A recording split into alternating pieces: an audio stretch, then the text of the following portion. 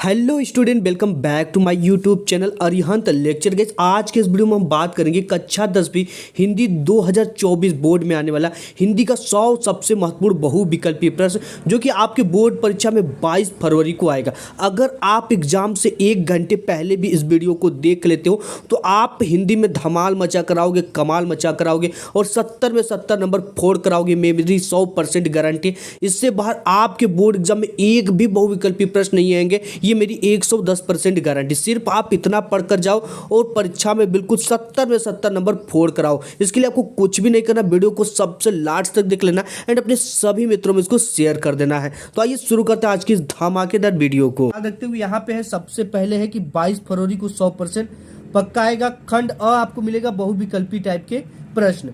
सबसे पहला क्वेश्चन है कि आचार्य रामचंद्र शुक्ल प्रसिद्ध है नाटककार के रूप में, कवि के रूप में, आलोचक के रूप में कि उपन्यासकार के रूप में। ठीक है, तो आपके आचार्य रामचंद्र शुक्ल जो प्रसिद्ध है वो आलोचक के रूप में प्रसिद्ध है, यानी ऑप्शन नंबर आपका यहाँ पे सी करेक्ट हो गया। ठीक है, इसके बाद दूसरा क्वेश्चन है यहाँ पे कि जन्मेजय का नाग यज्ञ के रचयिता कौन है? जयशंकर प्रसाद, महादेवी वर्मा, मुंशी प्रेमचंद, राम कुमार वर्मा। ठीक है, तो जन्मेजय का नाग यज्ञ जो है वो जयशंकर प्रसाद जी की रचना है। ठीक है, तीसरा क्वेश्चन है कि मैला आंचल के रचनाकार है राजेंद्र यादव, शिवानी, अमृतसर, फणीश्वर नाथ रेणु। ठीक है, अमृत राय है, ये राजेंद्र यादव है कि शिवानी है कि अमृत राय है कि फणीश्वर नाथ रेणु। तो महिला आंचल के लेखक आपके फणीश्वर नाथ रेणु है। चौथा क्वेश्चन की कलम का सिपाही किस विधा पर आधारित रचना है? जीवनी है कि आत्मकथा है कि कहानी है कि नाटक है? ठीक है, तो कलम की सिपाही जो अमृत राय जी का है ये जीवनी है।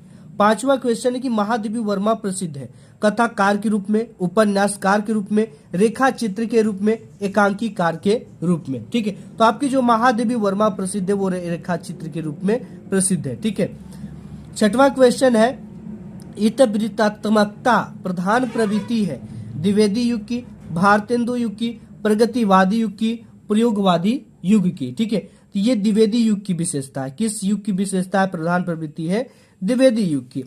सातवां क्वेश्चन है कि प्रयोगवाद का प्रारंभ हुआ था सन 1936 ईस्वी से, सन 1943 ईस्वी से, सन 1953 से, सन 1960 ईस्वी से।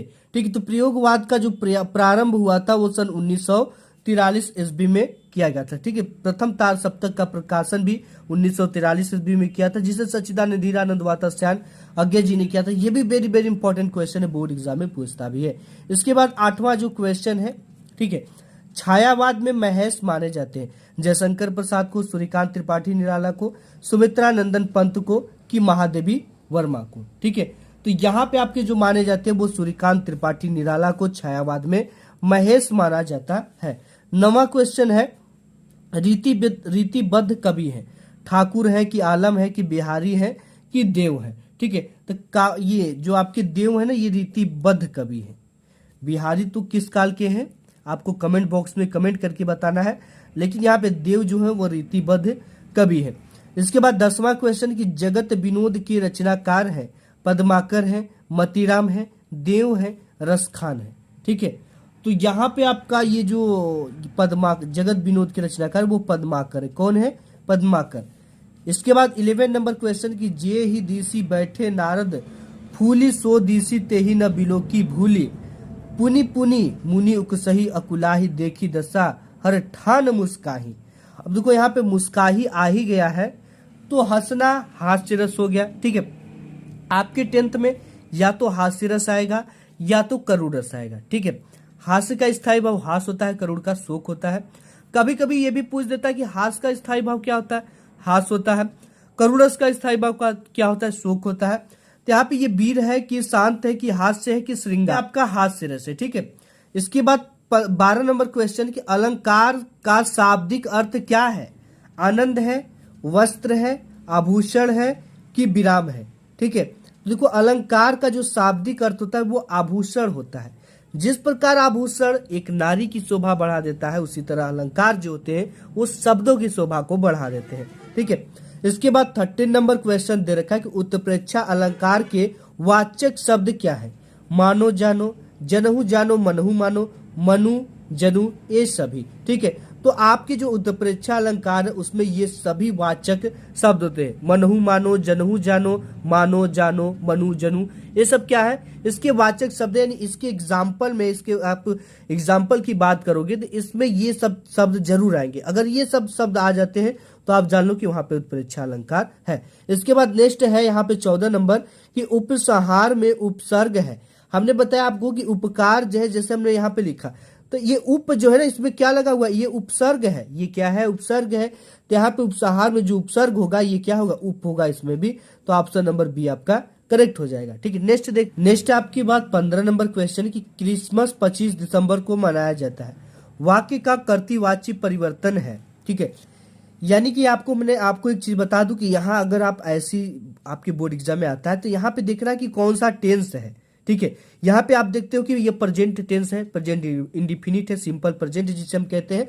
क्रिसमस 25 दिसंबर को मनाएंगे, क्रिसमस 25 दिसंबर को मनाया जाएगा, क्रिसमस 25 दिसंबर को मनाते हैं, क्रिसमस 25 दिसंबर को मनाया गया।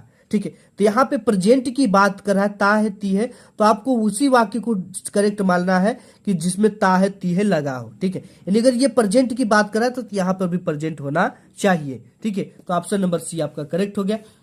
इसके बाद 16 नंबर क्वेश्चन है कि चंद्रशेखर पद में समास है। ठीक है, द्वंद्व समास है, द्विगु समास है, बहुब्रीहि समास है, तत्पुरुष समास है। ठीक है, तो देखो जो चंद्रशेखर में आपका समास होगा वो बहुब्रीहि समास होगा। ठीक है, कौन सा समास होगा, चंद्रमा है जिसके शिखर पर अतार्थ भगवान शंकर जी, तो यहाँ पे बहुब्रीहि समास हो गया।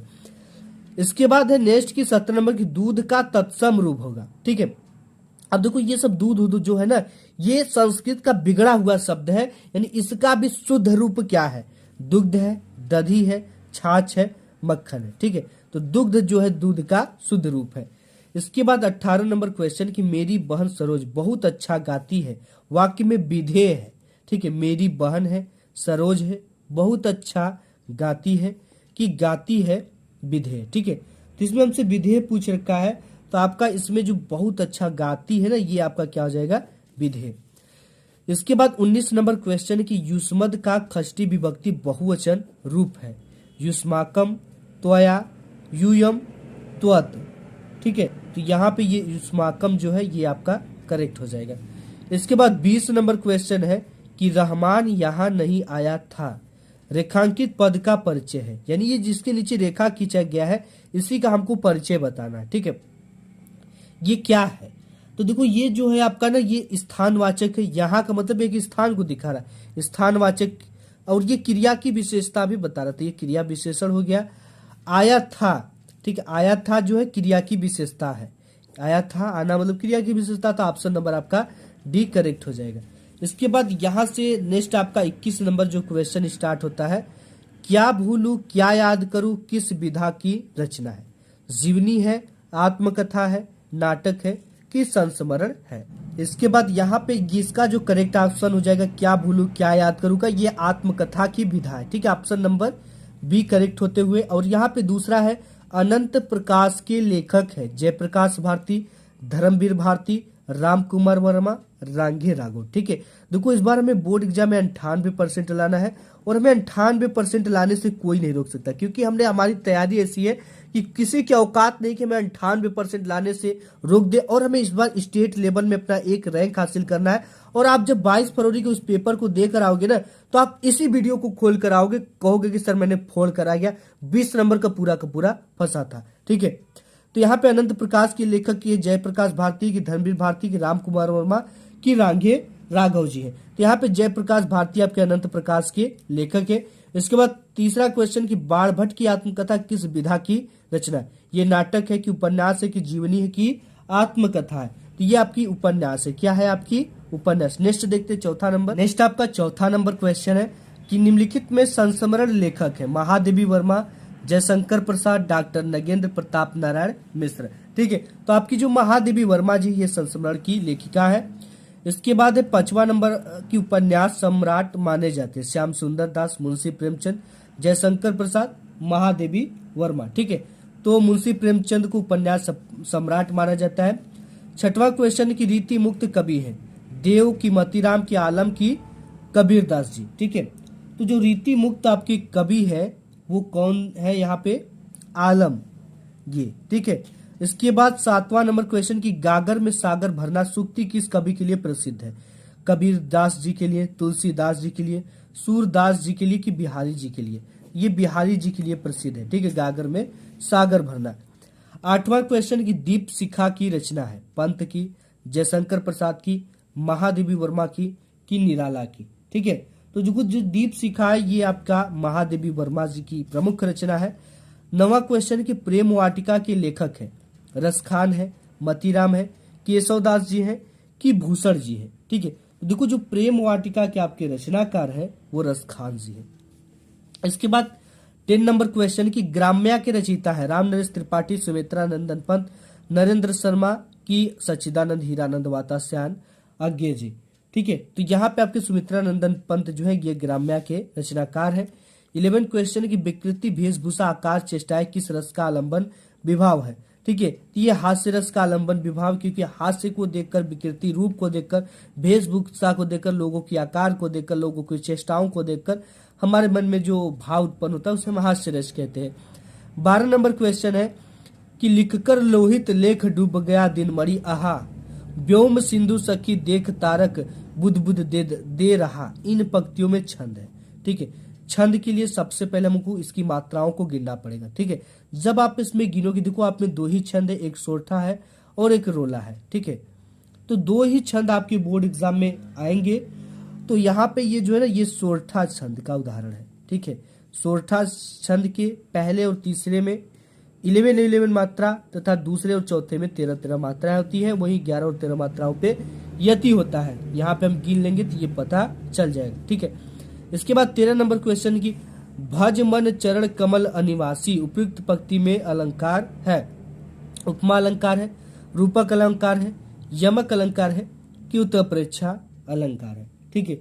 यहाँ पे आपको ध्यान देना है, इसमें ये रूपक अलंकार है, इसमें भज मन चरण कमल अनिवासी, ठीक है, यानी कि यहाँ पे भेद रहित आरोप आया है, तो यहाँ पे कौन सा अलंकार होगा, रूपक अलंकार होगा। 14 नंबर क्वेश्चन की अमोल शब्द में उपसर्ग जड़ा हुआ है, तो अमोल में तो पहले अ ही जुड़ा है, तो ये अ ही वाला करेक्ट हो जाएगा, ठीक है।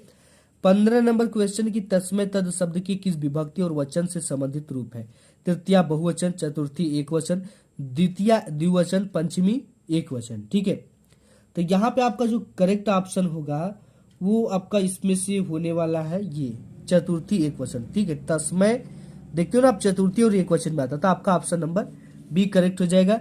16 नंबर क्वेश्चन की तन मन धन में कौन सा समास है, द्विगु समास है, द्वंद्व समास है, तत्पुरुष समास है कि कर्म धारय समास है, ठीक है।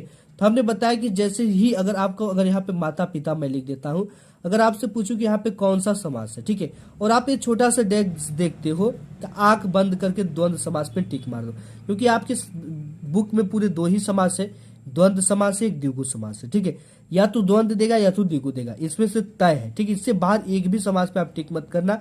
देखो यहाँ पे हमने बताया कि 2 शब्दों के बीच में इस तरह का डैश आता है, ठीक है, तो वहां पे द्वंद्व समास होगा ही होगा। अगर यहीं पे अगर लिख देता कि माता और पिता, ठीक है, माता और पिता, या तो इसी को लिख देता कि तन और मन और धन, तो भी यहाँ पे कौन सा समास होता है, द्वंद्व, क्योंकि द्वंद्व समास में और शब्द का लोप पाया जाता है और न लगाकर इसमें डैश लगा दिया जाता है, ठीक है। तो यहाँ पे द्वंद्व अगर ये द्विगु देगा तो चौराहा 4 राहों का समूह, पंचमुखी 5 मुखों का समूह, ऐसे पूछ देता है द्विगु समास से। तो यहाँ पे 17 नंबर क्वेश्चन की कामदेव का पर्यायवाची है, अनंग है कि काम है कि मनोज है कि ये सभी है, ठीक है।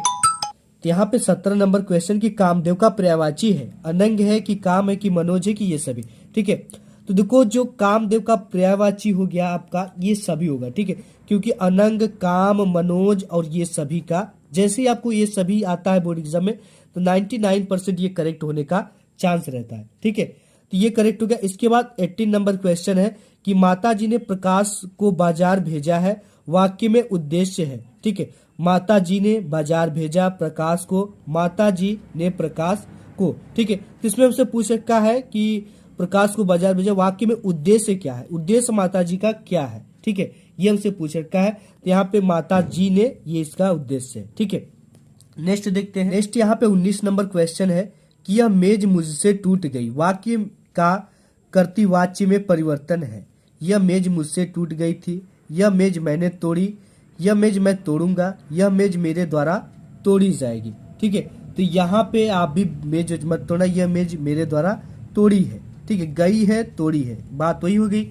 यहाँ पे हमने बताया कि आपको टेंस देखना है। इसके बाद यहाँ पे 40 नंबर पे ये आता है आपका, दादाजी प्रतिदिन समाचार पत्र पढ़ती है। ठीक है, दादी जी है यहाँ पे। रेखांकित पद का परिचय क्या होगा, ये हमसे पूछ रखा है। तो यहाँ पे ये अकर्मक क्रिया है, स्त्रीलिंग है, एक वचन है, भूतकाल है, कर्मवाच्य है। ठीक है, पढ़ती है, तो ये ऑप्शन नंबर सी आपका करेक्ट हो जाएगा। नेक्स्ट देख लेते हैं। यहाँ पे नेक्स्ट 41 नंबर है, गोदान के लेखक कौन है? गुलाब राय है, मुंशी प्रेमचंद जी है, जयशंकर प्रसाद है कि राजेंद्र यादव है। ठीक है, तो गोदान की जो लेखक है मुंशी प्रेमचंद जी है, इनकी काफी ये प्रसिद्ध रचना है। नेक्स्ट देखते हैं। इसके बाद यहाँ पे 42 नंबर क्वेश्चन की निम्नलिखित में से भगवत शरण उपाध्याय जी की रचना है। प्रतिशोध है, भूले बिसरे चित्र है, आवारा मसीहा है, ठूठा आम है। ठीक है, तो यहाँ पे जो ठूठा आम है ये भगवत शरण उपाध्याय जी की रचना है।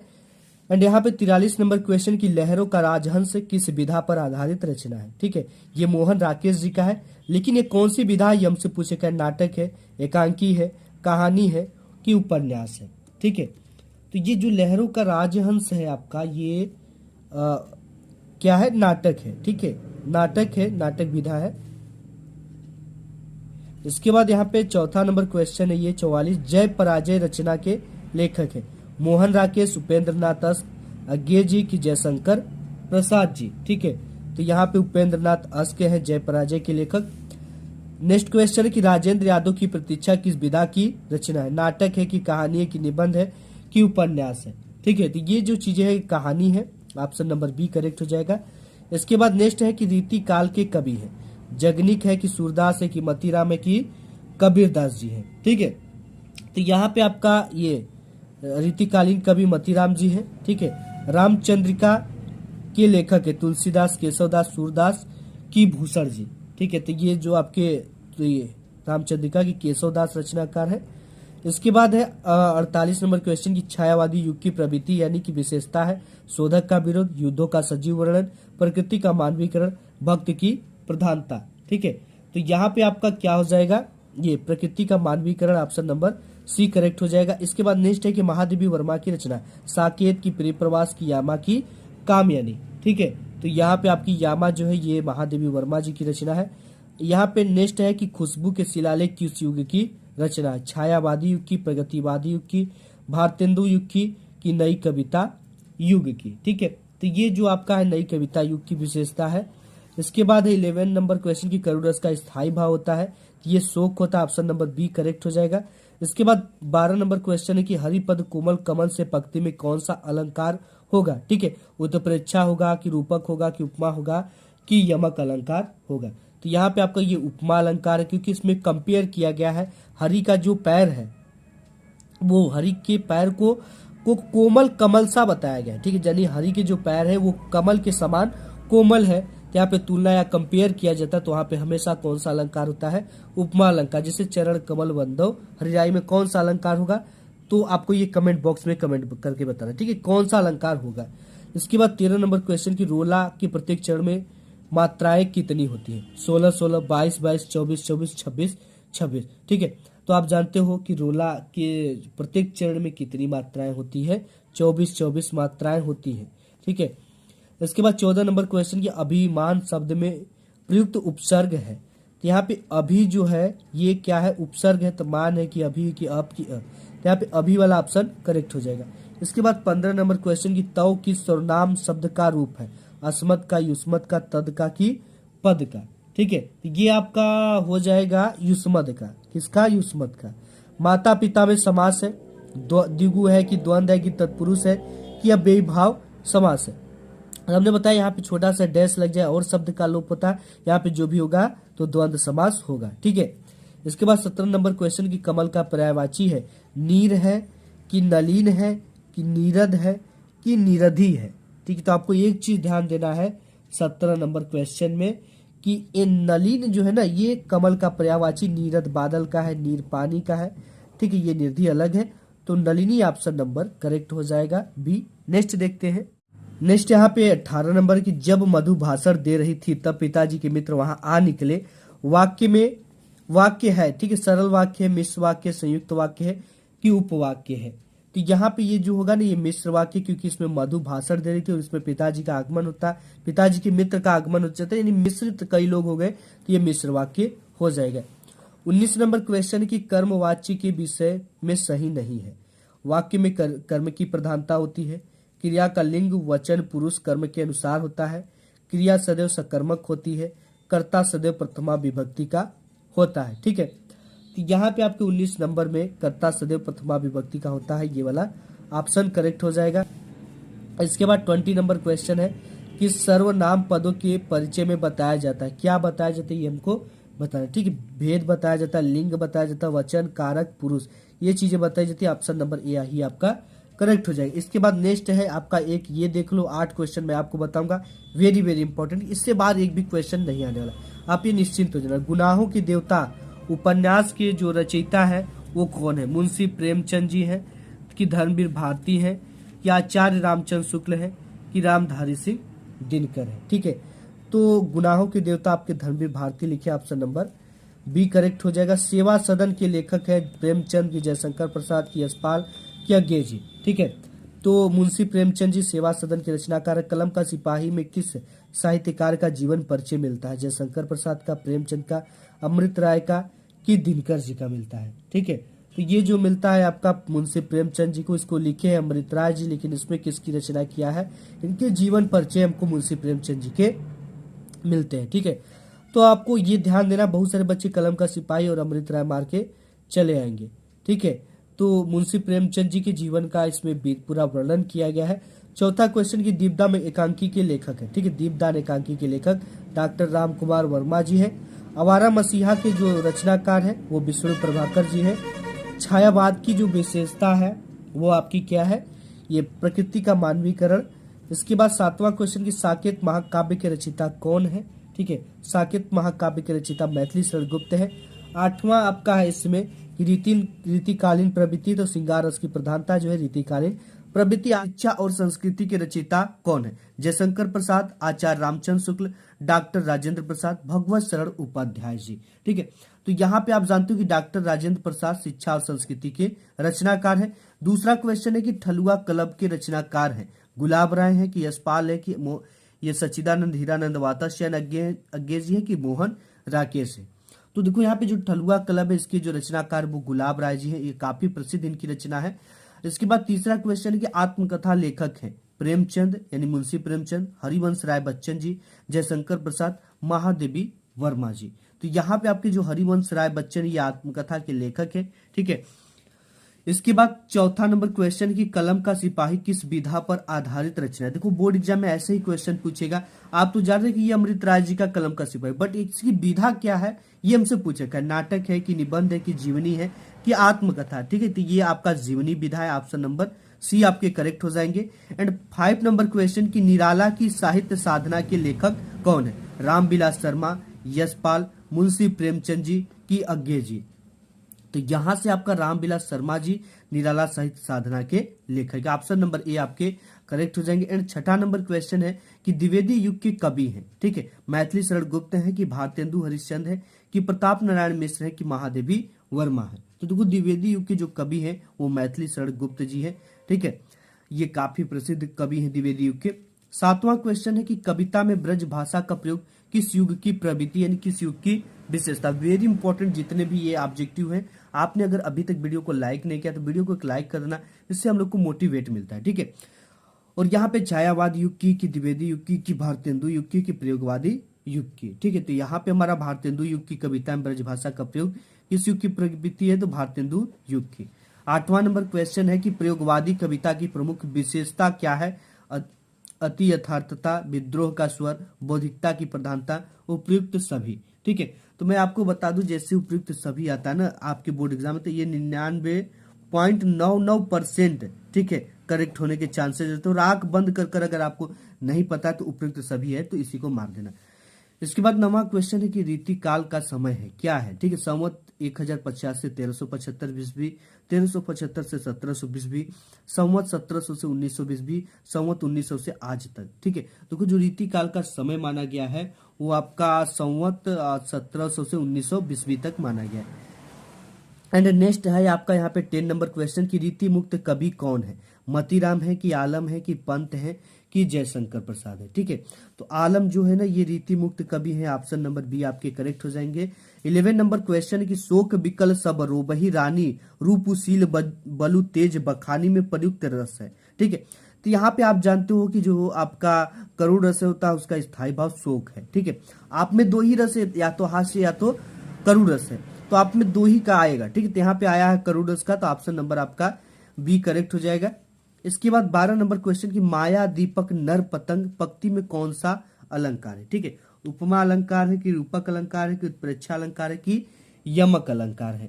तो देखो यहाँ पे ध्यान देना आपको, ये माया दीपक नर पतंग पंक्ति में कौन सा अलंकार होगा, यमक अलंकार।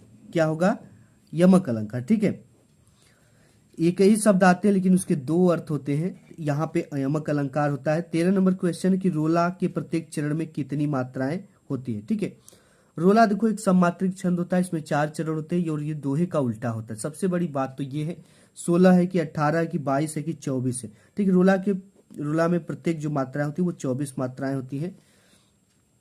प्रत्येक चरण की बात पूछ रहे। ठीक है, प्रत्येक चरण में कितनी मात्राएं होती है, तो 24 मात्राएं होती है। तो ये ऑप्शन नंबर आपका डी करेक्ट हो जाएगा। 14 नंबर क्वेश्चन की अनु सरल शब्द में उपसर्ग है। तो यहाँ पे हमने बताया जिसे यहाँ पे अगर हम उपकार लिख दें, ठीक है, उपकार लिख दें तो उप क्या है, इसका उपसर्ग है। ठीक है, आगे जुड़कर दो शब्द या एक शब्द बनता है, एक शब्द का निर्माण होता है तो उसे उपसर्ग कहते हैं। जो आगे जुड़ता है, अ है कि अ है, अन है कि अनु है कि सरल है। ठीक है, तो यहाँ पे आपका अनु वाला ऑप्शन करेक्ट हो जाएगा। ठीक है, 15 नंबर क्वेश्चन है कि युष्मद प्रतिपादिक के तृतीया एक वचन का रूप है। त्वाम है कि त्वया है कि तुभ्यम है कि तव है। ठीक है, तो यहाँ पे आपका ऑप्शन नंबर ये त्वया करेक्ट हो जाएगा। ठीक है, युष्मद प्रतिपादित के तृतीया एक वचन का रूप त्वया होगा। नेक्स्ट देखते हैं कौन सा है। ठीक, हम 40 इंपॉर्टेंट देखेंगे। तो यहाँ पे नेक्स्ट आपका है 16 नंबर की भवानी शंकर पद में समास है। द्विगु समास है कि द्वंद्व है कि तत्पुरुष है कि कर्म धारय समास है। ठीक है, अब देखो यहाँ पे हमने बताया कि ये भवानी और शंकर। ठीक है, जैसे यहाँ पे ये इस तरह से लिखा हुआ है कि भवानी और डैश लगाकर शंकर। जैसे आपको डैश दिखे, ये छोटा सा डैश दिखता है ना, ये वाला डैश, तो वहां पे जब भी होगा तो द्वंद्व समास होगा। आपके में दो ही समास है, या तो द्विगु है या तो द्वंद्व है। ठीक है, तो यहाँ पे जो होगा द्वंद्व समास होगा। जैसे माता पिता दे दिया और एक छोटा सा डैश लगा दिया, तो यहाँ पे कौन सा समास हो जाएगा, द्वंद्व समास हो जाएगा। ठीक है, तो अगर चौराहा आ जाता, पंचमुखी आ जाता, तो इसमें द्विगु समास जो होता है ये संख्यावाचक होता है। द्वंद्व समास में और शब्द का लोप होता है। ठीक है, और यहाँ पे 17 नंबर क्वेश्चन की मनोज पर्यायवाची है। चंद्रमा का, कामदेव का, कपड़ा का कि आकाश का। मनोज मतलब होता है सुंदर, तो ये कामदेव जी थे जो काफी सुंदर थे, तो ऑप्शन नंबर बी आपका करेक्ट हो जाएगा। 18 नंबर क्वेश्चन की समान स्तर के दो या दो से अधिक स्वतंत्र उपवाक्य जुड़े होते हैं। किस वाक्य में, दो या दो से अधिक उपवाक्य जुड़े होते हैं स्वतंत्र वाक्य, मिश्र वाक्य में, सरल वाक्य में, संयुक्त वाक्य में, कुटिल वाक्य में। ठीक है, तो यहाँ पे आप ध्यान दोगे कि ये संयुक्त वाक्य जो होता है उसमें एक या एक से अधिक उपवाक्य जुड़कर बनते हैं। 19 नंबर क्वेश्चन की अकर्मक सकर्मक दोनों प्रकार की क्रियाओं का प्रयोग कहाँ पे होता है। कर्मवाच्य में, कर्तृवाच्य में, भाववाच्य में कि सभी वाच्यों में। ठीक है, तो यहाँ पे जो आपका कर्तृवाच्य है ना, इसमें अकर्मक सकर्मक दोनों की क्रियाओं का प्रयोग किया जाता है। 20वां नंबर क्वेश्चन की संज्ञा पदों के परिचय में क्या बताया जाता है। ठीक है, तो यहाँ पे भेद बताया जाता है, लिंग बताया जाता है, वचन बताया जाता है, कारक बताया जाता है, क्रिया से संबंध क्या है, ये चीजें बताई जाती है। तो ऑप्शन नंबर बी आपका करेक्ट हो जाएगा। एंड 21 नंबर आपका है यहाँ से आकाशदीप कहानी संग्रह के लेखक कौन है। ठीक है, यहाँ पे दे रखा मुंशी प्रेमचंद जी, यहाँ पे दे रखा जयशंकर प्रसाद की यशपाल है कि चतुर्सेन शास्त्री है। ठीक है, देखो आकाशदीप के जो रचनाकार वो जयशंकर प्रसाद जी हैं। ऑप्शन नंबर आपके बी करेक्ट हो जाएंगे। एंड दूसरे क्वेश्चन है कि आचार्य रामचंद्र शुक्ल की कृति है रस मीमांसा, त्यागपत्र, कल्पतता, क्या भूलू क्या याद करूं। ठीक है, तो यहाँ पे रस मीमांसा ही आचार्य रामचंद्र शुक्ल की प्रसिद्ध कृति है। तीसरा क्वेश्चन की जीवनी विधा की रचना है। कलम का सिपाही, भारत दुर्दशा, चंद्रगुप्त गोदान। ठीक है, इसमें भी देखो आया है कलम का सिपाही जो है ये जीवनी विधा की रचना है। इसके बाद नेक्स्ट है चौथा की परीक्षा गुरु किस गद्य विधा की रचना है। नाटक है, निबंध है, उपन्यास है, कहानी है। ठीक है, तो ये आपका क्या है, ये उपन्यास है। परीक्षा गुरु एक प्रथम उपन्यास, एक तरह से आप इसको कह सकते हो। पांचवा क्वेश्चन है कि साहित्यालोचन के लेखक कौन है। आचार्य रामचंद्र शुक्ल, श्याम सुंदर दास, डॉक्टर नगेंद्र, बच्चन सिंह। ठीक है प्यारे बच्चों, यहाँ पे आपको ध्यान ये देना है, इसमें साहित्यालोचन के लेखक पूछ रखा है। ठीक है, तो आपके जो श्याम सुंदर दास जी ये साहित्यालोचन के रचनाकार है। ये आप मत ध्यान देना कि जितने भी इंपॉर्टेंट ऑब्जेक्टिव क्वेश्चन वही बोर्ड एग्जाम में देंगे। ठीक है, हर बार बोर्ड एग्जाम में नए नए ऑब्जेक्टिव क्वेश्चन ऐड किए जाते हैं और कुछ ऐसे ऑब्जेक्टिव क्वेश्चन ऐड किए जाते हैं जो कभी नहीं आए होते हैं। ठीक है, तो इस फेर में आप मत रहना, इस फिराक में मत रहना कि जो ऑब्जेक्टिव क्वेश्चन बार बार आए हैं वही आएंगे। ठीक है, वो तो 4-5 आते ही आते हैं, लेकिन और भी ऑब्जेक्टिव क्वेश्चन कुछ नए भी देते हैं हर बार बोर्ड एग्जाम में। ठीक है, इसके बाद है नेक्स्ट आपका छठवां नंबर की तार सप्तक के कवि हैं। अज्ञेय है कि रामविलास शर्मा है कि भारत भूषण अग्रवाल है कि उपयुक्त सभी है। ठीक है, तो यहाँ पे आपके जो तार सप्तक के संपादक अज्ञेय भी किए थे, यशपाल भी किए थे। ठीक है, तार सप्तक के कवि अज्ञेय भी किए थे, रामविलास, भारत भूषण अग्रवाल, उपयुक्त सभी। तो ऑप्शन नंबर आपका ये डी करेक्ट हो जाएगा। तार सप्तक के संपादक कौन थे। ठीक है, यहाँ पे अज्ञेय थे कि यशपाल थे कि दिनकर थे कि महादेवी वर्मा जी थे। तो देखो तार सप्तक का प्रथम संपादक ये अज्ञेय जी ने, सच्चिदानंद हीरानंद वाताश्रय अज्ञेय जी ने किया था 1943 ईस्वी में। ठीक है, प्रथम तार सप्तक का प्रकाशन 1943 ईस्वी में हुआ था। ये भी क्वेश्चन आपके बोर्ड एग्जाम में आता है। आठवां है कि द्विवेदी युग की प्रमुख विशेषता क्या है। नीति और आदर्श, कल्पना की अधिकता, संकुचित राष्ट्रीयता, शोषण का विरुद्ध। ठीक है, तो यहाँ पे नीति और आदर्श जो है द्विवेदी युग की प्रमुख विशेषता रही है। नवा क्वेश्चन की बिहारी द्वारा प्रयुक्त मुख्य छंद क्या है। दोहा है कि सोरठा है कि रोला है कि चौपाई है। ठीक है, तो यहाँ पे आपका बिहारी द्वारा प्रयुक्त मुख्य छंद क्या है, दोहा है। इसके बाद 10वां क्वेश्चन है दीप शिखा रचना है जयशंकर प्रसाद की, महादेवी वर्मा की, पंत की यानी सुमित्रा नंदन पंत की, कि सूर्यकांत त्रिपाठी निराला जी की। तो आप जानते हो जो दीप शिखा ये काफी प्रसिद्ध रचना है महादेवी वर्मा जी की। 11 नंबर क्वेश्चन की तात तात हाँ तात पुकारी पंक्ति में कौन सा रस है। वीर रस है, करुण रस है, हास्य श्रृंगार। यहाँ पे देखो ये बंदा जो है मुसीबतों में है, तात ने तात को पुकारा, यानी तात यानी पिता भी होता है, तात मतलब बेटा भी होता है। तो पिता ने बेटे को पुकारा। ठीक है, पुकार रहा तो कोई न कोई दुख में है, तो यहाँ पे आपका जो रस होगा वो करुण रस होगा। ठीक है, ऑप्शन नंबर बी। नेक्स्ट आपका है 12 नंबर क्वेश्चन की उपमा अलंकार के कितने अंग होते हैं। ठीक है, 2 की 3 की 4 की 6। तो 4 उपमा अलंकार के अंग होते हैं। 13 नंबर क्वेश्चन की किस छंद के प्रत्येक चरण में 24-24 मात्राएं होती है। देखा दोहा में कि रोला में कि सोरठा में कि चौपाई में। ठीक है, प्रत्येक चरण में 24-24 मात्राएं की बात हमसे कर रहा है। ठीक है, तो यहाँ पे जो आपका रोला होता है इसके प्रत्येक चरण में 24-24 मात्राएं होती है। ठीक है, इसके बाद 14 नंबर क्वेश्चन है कि सहपाठी में उपसर्ग है। हमने बताया ये जो सह जुड़ा हुआ है ये आगे जुड़ा हुआ है तो ही आपका उपसर्ग हो जाएगा, option number A. 15 number question की कौन सा शब्द रूप तीनों लिंगों में एक समान बना रहता है। ठीक है, तो आपने अगर ध्यान दिया होगा तो जो ये तयो है ना ये तीनों लिंगों में एक समान बना रहता है। 16 नंबर क्वेश्चन की द्विगु समास किस पद में है। राजा रानी, पाप पुण्य, चौराहा, विशेष्य विशेष। अब देखो हमने बताया ये डैश लग जाता है तो यहाँ पे द्वंद्व समास होगा, यहाँ पे भी द्वंद्व समास होगा, यहाँ पे भी द्वंद्व समास होता है क्योंकि द्वंद्व में और शब्द का लोप पाया जाता है। और यहाँ पे चौराहा आ गया यानी 4 राहु का समूह ये संख्यावाचक होता है, ये द्विगु समास का पद है। इसके बाद नेक्स्ट है 17 नंबर गंगा का पर्यायवाची शब्द है। ठीक है, भागीरथी है कि घोड़ा है कि इंद्र है कि कुबेर है। ठीक है, तो भागीरथी आपका जो है ये गंगा का पर्यायवाची है। 18 नंबर क्वेश्चन है उसे दफ्तर की नौकरी से घृणा थी, रचना की दृष्टि से वाक्य भेद है। निषेधवाचक, सरल वाक्य, संयुक्त वाक्य, मिश्र वाक्य। ठीक है, तो देखोगे आप तो एक तरह का ये सरल वाक्य है, तो ऑप्शन नंबर बी आपके करेक्ट हो जाएंगे। 19 नंबर क्वेश्चन की वाच्य का संबंध है कर्म के रूप में, क्रिया के रूप में, कर्ता के रूप में, काल के रूप में। ठीक है, तो यहाँ पे क्रिया के रूप में वाच्य का संबंध होता है। 20वां नंबर क्वेश्चन है वाक्य में स्थित पदों का व्याकरण की परिचय क्या कहलाता है। पदंध कहलाता है कि पद समूह कहलाता है कि पद परिचय कहलाता है कि पद स्थिति कहलाती है। ठीक है, तो ये आपका पद परिचय कहलाता है, यानी ऑप्शन नंबर सी करेक्ट हो जाएगा। कि गोदान के लेखक कौन है, ठीक है, दे रखा है गुलाब राय है कि मुंशी प्रेमचंद जी है कि जयशंकर प्रसाद है कि राजेंद्र यादव है, ठीक है। तो हम जानते हैं कि मुंशी प्रेमचंद जी गोदान के लेखक है, इनकी काफी प्रसिद्ध रचना भी है। दूसरा क्वेश्चन है कि निम्नलिखित में से भगवत शरण उपाध्याय की रचना कौन सी है? प्रतिशोध है कि भूले बिसरे चित्र है, आवारा मसीहा है कि ठूठा आम है, ठीक है। तो हम जानते हैं कि जो भगवत शरण उपाध्याय जी की प्रमुख रचना वो ठूठा आम इनकी प्रसिद्ध रचना है, ठीक है। कभी कभी ये दे देता है ठूठा आम किसकी रचना है, तो ये भगवत शरण उपाध्याय जी की रचना है। तीसरा क्वेश्चन है लहरों का राजहंस किस विधा पर आधारित रचना है, ठीक है। मोहन राकेश जी का है लहरों के राजहंस, नाटक है कि एकांकी है कि कहानी है कि उपन्यास है, ठीक है। तो ये नाटक है, लहरों का राजहंस जो है ये नाटक है। इसके बाद चौथा क्वेश्चन कि जय पराजय रचना के लेखक कौन है? मोहन राकेश जी हैं कि उपेंद्र नाथ अस्क हैं कि अज्ञेय हैं कि जयशंकर प्रसाद जी हैं, ठीक है। तो यहाँ पे उपेंद्र नाथ अस्क जो है ये जय पराजय के क्या है? लेखक है।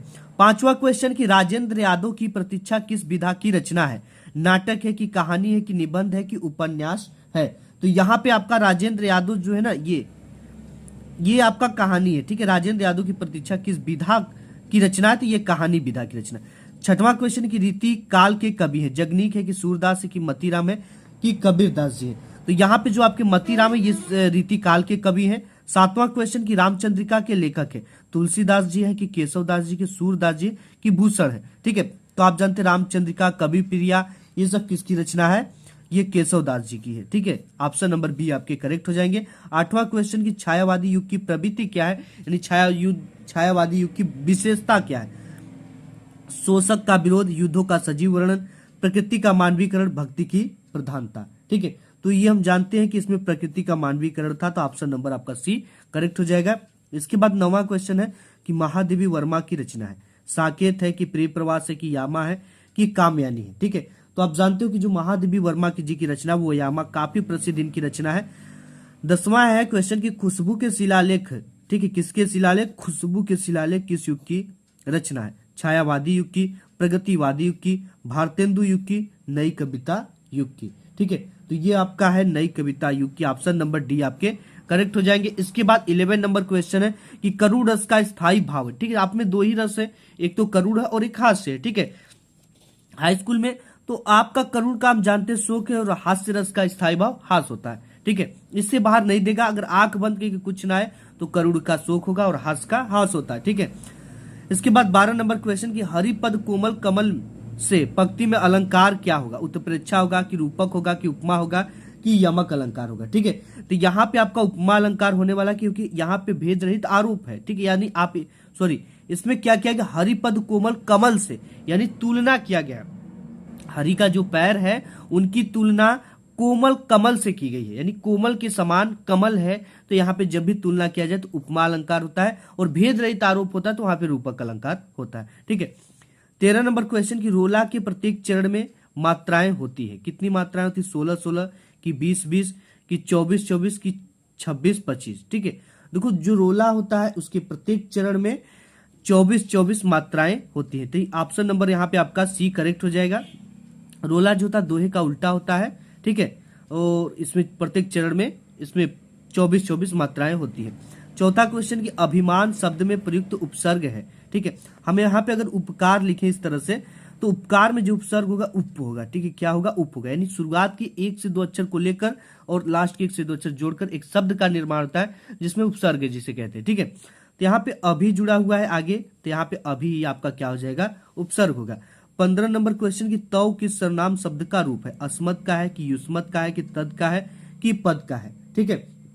तो यहाँ पे ये आपका युष्मत् का होगा, तव किस सर्वनाम शब्द का रूप है? तो युष्मत् का होगा, ऑप्शन नंबर बी करेक्ट। इसके बाद यहाँ पे 16 नंबर क्वेश्चन की माता पिता में समास है, द्विगु समास है, द्वंद्व समास है, तत्पुरुष समास है कि अव्ययी भाव समास है, ठीक है। तो देखो यहाँ पे जैसे छोटा सा ये डैश दिख जाए आपको, ये डैश, ठीक है। तो यहाँ पे जब भी होगा आपका ये द्वंद्व समास होगा, ठीक है। यहाँ पे इसमें क्या होता है? द्वंद्व समास में और शब्द का लोप पाए, जैसे यहाँ पे माता और इस तरह से और पिता, ठीक है। और पिता भी लिख देता तो भी यहाँ पे जो समास होता वो द्वंद्व समास होता। ठीक है, आप में दो ही समास, या तो द्वंद्व है या तो द्विगु है। द्विगु देगा तो चौराहा चार राहों का समूह, यानी द्विगु जो होता है ये संख्यावाचक होता है। जैसे पंचमुखी पांच मुखों का समूह, त्रिफला तीन फलों का समूह। ठीक है, 17 नंबर क्वेश्चन की कमल का पर्यायवाची है, नीर है कि नलीन है कि नीरद है कि निरधि है। तो नलीन कमल का पर्यायवाची है, ऑप्शन नंबर बी आपका करेक्ट हो जाएगा। नेक्स्ट देखते हैं 18 नंबर। नेक्स्ट आपका 18 नंबर क्वेश्चन की जब मधु भाषण दे रही थी तब पिताजी के मित्र वहां आ निकले। वाक्य है, किस तरह का वाक्य, सरल वाक्य है कि मिश्र वाक्य है कि संयुक्त वाक्य है कि उपवाक्य है। ठीक है, देखो प्यारे स्टूडेंट, ये सब जो चीजें बहुत इंपॉर्टेंट है। अगर आपने अभी तक वीडियो को लाइक नहीं किया तो एक लाइक कर दो यार, इससे हम लोग को मोटिवेट मिलता है ताकि मैं आप लोगों के लिए और भी मेहनत कर सकूं और अच्छे अच्छे क्वेश्चन को लेकर आ सकूं। ठीक है, तो यहाँ पे आपका ये किस प्रकार का वाक्य, तो ये मिश्र वाक्य। ठीक है, क्योंकि इसमें जब मधु भाषण दे रहे थे तब पिताजी का वहां पे मित्र आ जाता है, यानी 2-3 लोगों की एंट्री हो गई, ये 2-3 लोग को मिश्र वाक्य कहते हैं। ठीक है, अब यहाँ पे 19 नंबर क्वेश्चन की कर्मवाची के विषय में सही नहीं है। ठीक है, यहाँ पे कई ऑप्शन दे रखे, वो क्या सही नहीं है आपको करेक्ट बताना है। देखो यहाँ पे कर्मवाची के विषय में ये ऑप्शन नहीं, कर्ता सदैव प्रथमा विभक्ति का होता है, ये गलत है। ठीक है, द्वितीय विभक्ति का हो सकता है, तृतीय विभक्ति का हो सकता है, तो वाच्य सही नहीं है, ये वाला वाच्य सही नहीं और बाकी सब सही है। ठीक है, वाक्य में कर्म की प्रधानता होती है, सही है। क्रिया का लिंग वचन पुरुष कर्म के अनुसार होता है, करेक्ट है। क्रिया सदैव सकर्मक होती है, ये भी करेक्ट है। इसके बाद 20वां नंबर क्वेश्चन है कि सर्वनाम पदों की परिचय में बताया जाता है। ठीक है, क्या बताया जाता है, भेद बताया जाता है, लिंग बताया जाता है, वचन बताया जाता है, कारक बताया जाता है, पुरुष। ठीक है, कौन सा भेद, ये वाला भेद नहीं कि मैं उनका भेद उनसे बता दिया। ठीक है, ये दूसरा भेद है, तो ऑप्शन नंबर यहाँ पे एक करेक्ट हो जाएगा। ठीक है, इसके बाद यहाँ पे पहला नंबर क्वेश्चन की गुनाहों के देवता उपन्यास के रचयिता कौन है। मुंशी प्रेमचंद जी है, प्यारे बच्चों की धर्मवीर भारती है कि रामचंद्र शुक्ल है कि रामधारी सिंह दिनकर है। तो देखिए यहाँ पे जो धर्मवीर भारती, इनकी काफी प्रसिद्ध रचना है गुनाहों के देवता, इनकी उपन्यास काफी प्रसिद्ध है। ठीक है, दूसरा नंबर क्वेश्चन है कि सेवा सदन के लेखक कौन है। मुंशी प्रेमचंद जी है, जयशंकर प्रसाद है, यशपाल है कि सच्चिदानंद हीरानंद वात्स्यायन जी। सेवा सदन काफी प्रसिद्ध रचना है मुंशी प्रेमचंद जी का, ऑप्शन नंबर ए आपका करेक्ट हो जाएगा। तीसरा क्वेश्चन है कि कलम का सिपाही में किस साहित्यकार का जीवन परिचय हमें देखने को मिलता है।